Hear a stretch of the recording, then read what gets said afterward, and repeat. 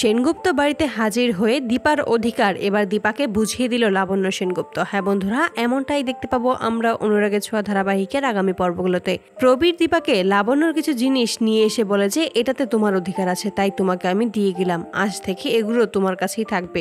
এতে করে দীপা খুবই খুশি হয়ে যায়। দীপা বলে যে তার মানে আমি ধরে নেব বাবা, আপনি আমাকে মেনে নিয়েছেন। প্রবীর তখন বলে তুমি একটু ভুল ভাবছো, এখানে একটা পেপার আছে, তুমি এই পেপারে একটা সাইন করে দাও। এতে করে দীপা অবাক হয়ে যায়। পেপারটা নিজের হাতে নিয়ে দেখতে পায় যেটা ডিভোর্স পেপার। প্রবীর তখন হাত জোর করে বলে তুমি সূর্যকে মুক্তি দাও, ওর থেকে তুমি আলাদা হয়ে যাও, আমি সূর্যর আবারও বিয়ে দেবো। চারুর সাথেই খুব ভালো থাকবে আমার ছেলেটা, আমার পরিবারটাও খুব ভালো থাকবে, তুমি আর এর মাঝখানে এসো না, তুমি দয়া করে সূর্যকে মুক্তি দিয়ে দাও। এতে করে খুব অবাক হয়ে যায় দীপা। তখন বলে আপনি এটা কি বলছেন বাবা, আজ যদি মা আমাদের মাঝে থাকতো তাহলে কি আপনি এটা বলতে পারতেন? প্রবীর তখন বলে আমাকেও তো আমার সন্তানের ভালোটা দেখতে হবে, তুমি এটা কেন বুঝতে চাইছো না? তুমি সূর্যের কাছাকাছি গেলেই ও অসুস্থ হয়ে যায়, এটা তো আমি মেনে নিতে পারছি না বাবা হিসেবে, তাই আমি চাই তুমি সূর্যকে সারা জীবনের মতো মুক্ত করে দাও। আমি তোমার কাছে হাত জোর করে বলছি, আমি শুধু চাই আমার পরিবার, আমার সন্তান নাতিরা খুব ভালো থাকুক, আর কিছুই চাই না আমি, তুমি দয়া করে এখানে একটা সাইন করে দাও। দীপা তখন বলে যে আপনিও সবার মতো করে আমাকে দায়ী করলেন, আপনি এটা ভাবলেন না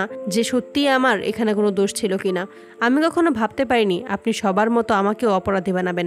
দীপা তখন মনের কষ্ট নিয়ে সাইন করতে যাবে, ঠিক সেই মুহূর্তে কৃষ্ণ ও রূপা এসে হাজির হয়। রূপা তখন বলে এটা তুমি করো না মা, বাবা কিন্তু একা হয়ে যাবে, বাবা আর কখনোই সুস্থ হতে পারবে না, ওরা কেউ বাবাকে সুস্থ হতে দেবে না, তুমি বাবার হাত ছেড়ো না এই বিপদে। তখনই দীপা জানায় যে একজন সন্তানের ভালো মন্দের দায়িত্ব তার বাবা মা খুব ভালোভাবেই জানে, খুব ভালোভাবেই বোঝে। একজন বাবা যেহেতু চাইছে তার ছেলের ভালো, তার ছেলে সুখে থাকবে, আমি তাকে মুক্ত করে দিলে তাহলে আমি সেটা কিভাবে আটকাতে পারি বল? আমি মুক্তি দিয়ে দেবো ডাক্তারবাবুকে, ডাক্তারবাবু ভালো থাকুক, এটাই তো আমি চাই। ডিভোর্স পেপারে যখনই দীপা সাইন করতে যাবে ঠিক সেই মুহূর্তেই লাবণ্য সেনগুপ্ত এসে হাজির হয় সকলের সামনে।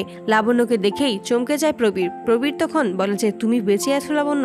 লাবণ্য তখন তার কথার উত্তর না দিয়ে বলে তোমাকে কে অধিকার দিয়েছে আমার ঘরের লক্ষ্মীকে আমার ঘর থেকে তাড়িয়ে দেওয়ার, ওকে ওর অধিকার থেকে বঞ্চিত করার? এই অধিকার তোমার নেই, এবার যা হবে মুখোমুখি হবে। এই বলে দীপাকে টানতে টানতে সেনগুপ্ত বাড়িতে হাজির করে লাবণ্য। এত বছর পর লাবণ্যকে দেখে খুব অবাক হয়ে যায় সকলে। লাবণ্য তখন সকলের সামনে এসে বলে আজ থেকে আমার বড় বৌমা এই বাড়িতেই থাকবে, ওর অধিকার ও ঠিক বুঝে নেবে, আমি ওকে আর দূরে সরে থাকতে দেবো না। এতে করে সকলেই ক্ষিপ্ত হয়ে যায়, কিন্তু কেউ কিছু বলতে পারে না। উর্মি কিছু বলবে ঠিক তার আগেই লাবণ্য উর্মির সামনে এসে বলে যে তোমার সাহস কি করে হয়, তুমি আমার ছেলেকে এই ভুল ওষুধ খাইয়ে আমার বৌমাকে আলাদা করার চিন্তা করছো, ওকে এই বাড়ি থেকে তাড়িয়ে দিতে চাইছো, আর চারুর সাথে বিয়ে দেওয়ার প্ল্যান করছো। তখনই সোনা চিৎকার করে বলে ওঠে চারুর সাথেই বাবার বিয়ে হবে, তাহলে বাবা আর আমি খুব ভালো থাকবো। তখনই সোনাকে ঠাটিয়ে চড় মেরে লাবণ্য আর বলে যে খুব সাহস হয়ে গেছে, নিজের বাবা মাকে আলাদা করার প্ল্যান করছো, এটা আমার বাড়ি, এই বাড়িতে আমার কথাই শেষ কথা, এটা তোমরা ভুলে যেও না, আমি কোনোদিনও আমার ছেলে ও ছেলের বউকে আলাদা হতে দেবো না। তো বন্ধুরা, তোমরা এটাই তো চাও যেন এভাবেই সেনগুপ্ত বাড়িতে হাজির হয়ে দীপার অধিকার এবার দীপাকে বুঝিয়ে দেয় লাবণ্য? কমেন্টে জানাও। আর নিয়মিত আপডেট পেতে আমাদের চ্যানেলটি এক্ষুনি সাবস্ক্রাইব করে পাশে থাকো। ধন্যবাদ।